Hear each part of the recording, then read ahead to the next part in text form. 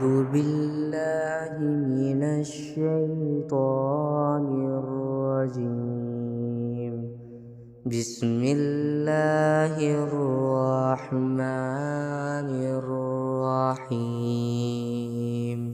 قل تعالوا أتل ما حرم ربكم عليكم ألا تشركوا به شيئا وبالوالدين إحسانا ولا تقتلوا أولادكم من إملاق نحن نرزقكم وإياكم ولا تقربوا الفواحش ما ظهر منها وما بطن ولا تقتلوا النفس التي حرم الله إلا بالحق ذلكم وصاكم به لعلكم تعقلون.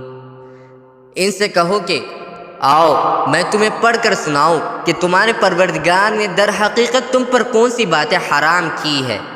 وہ یہ ہیں کہ اس کے ساتھ کسی کو شریک نہ ٹھہراؤ اور ماں باپ کے ساتھ اچھا سلوک کرو اور غربت کی وجہ سے اپنے بچوں کو قتل نہ کرو.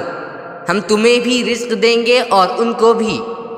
اور بے حیائی کے کاموں کے پاس بھی نہ بھٹکو، چاہے وہ بے حیائی کھلی ہوئی ہو یا چھپی ہوئی. اور جس جان کو اللہ نے حرمت عطا کی ہے اسے کسی برحق وجہ کے بغیر قتل نہ کرو. لوگو، یہ ہیں وہ باتیں جن کی اللہ نے تاکید کی ہے تاکہ تمہیں کچھ سمجھ آئے. وَلَا تَقْرَبُوا مَالَ الْيَتِيمِ إِلَّا بِالَّتِي هِيَ أَحْسَنُ حَتَّى يَبْلُغَ أَشُدَّهُ وَأَوْفُوا الْكَيْلَ وَالْمِيزَانَ بِالْقِسْطِ لَا نُكَلِّفُ نَفْسًا إِلَّا وُسْعَهَا وَإِذَا قُلْتُمْ فَاعْدِلُوا وَلَوْ كَانَ ذَا قُرْبَى وَبِعَهْدِ اللَّهِ أَوْفُوا ذَلِكُمْ وَصَّاكُمْ بِهِ لَعَلَّكُمْ تَذَكَّرُونَ. اور یتیم جب تک پختگی کی عمر کو نہ پہنچ جائے اس وقت تک اس کے مال کے قریب بھی نہ جاؤ مگر ایسے طریقے سے جو اس کے حق میں بہترین ہو. ناپ تول انصاف کے ساتھ پورا کیا کرو.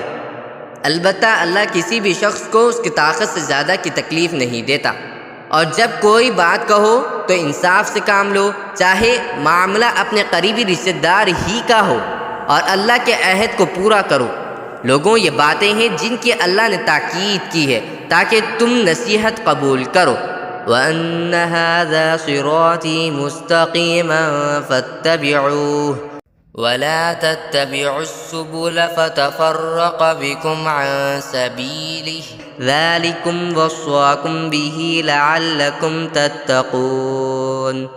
اور اے پیغمبر صلی اللہ علیہ وسلم، ان سے یہ بھی کہو کہ یہ میرا سیدھا راستہ ہے، لہذا اس کے پیچھے چلو اور دوسرے راستوں کے پیچھے نہ پڑو ورنہ وہ تمہیں اللہ کے راستے سے الگ کر دیں گے.